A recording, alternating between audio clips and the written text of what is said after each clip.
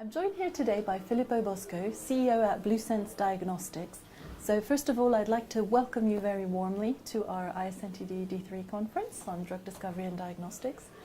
It's absolutely a pleasure to have you here. I think it's very important for us to have not just the academics or the big pharma and big diagnostics companies, but sort of smaller startups such as yourself in this space. So Filippo, could you give us a little bit of background sort of on what Blusense does and maybe your background and so forth?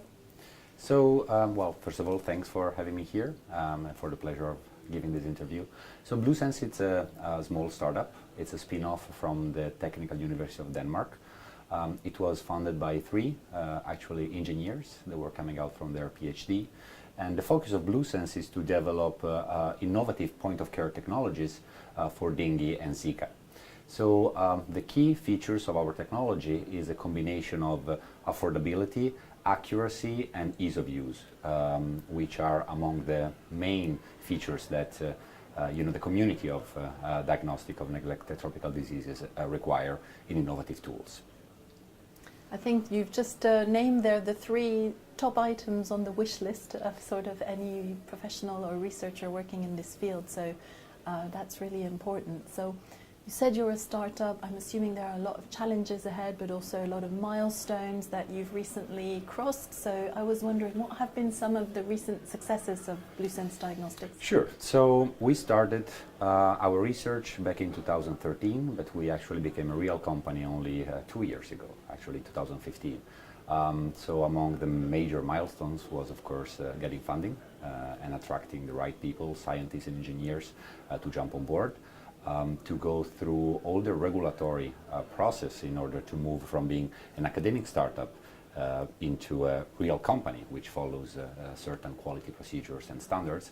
And then once the machine has been entering, let's say, a phase in which it worked, of course, the validation, the verification processes, so getting access to samples.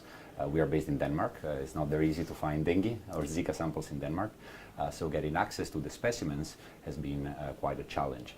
Recently, we achieved a good milestone. So we basically proved with a relatively large amount of clinical samples on patients' bloods that actually we can provide a diagnostic accuracy in terms of sensitivity and specificity comparable or very close to be comparable with the state-of-the-art such as ELISA instrumentation.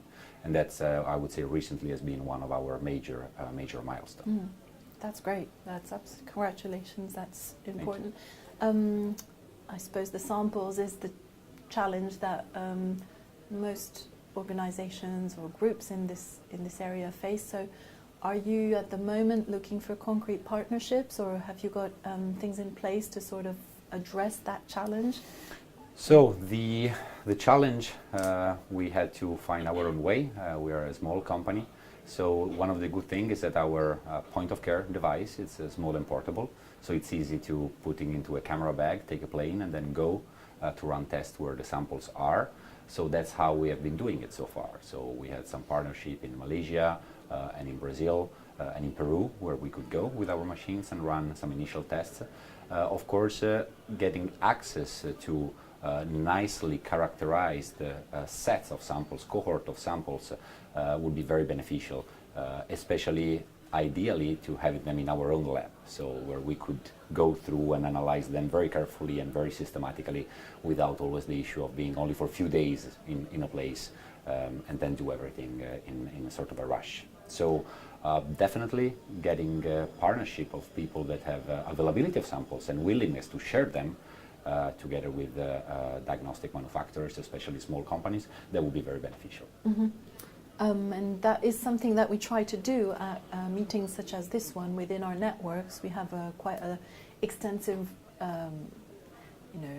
network of academics. Behind them are usually even wider networks in endemic countries. So trying to bring together those groups, innovators like yourself, big private sector, also funders. I mean, has this day been useful to you, and is this something you'd like to see more of? I mean, I heard very interesting talks today, and in the two breaks, I could have the chance to speak with some people and collect some business cards. So definitely, it has been interesting, especially also for us to also have a look at what next behind, besides dengue and Zika, we could develop. It's a diagnostic platform which could be tailored to virtually any serological test or any, strictly speaking, infectious disease. So today has been quite interesting also to understand which other diseases people focus on. So yes, it was great, and I hope there will be more of this. Okay, thank you. Well, it's been a pleasure hearing more about Blusense, and are there any landmarks we should be looking out for coming in the near future from yourselves? What might be your next sort of concrete goal that you're trying to reach? Well, for 2017, our concrete goal is to finalize the validation of our product. So to go through all the retrospective and prospective studies, which will eventually put a certification stamp on our first product, which is for dengue acute detection.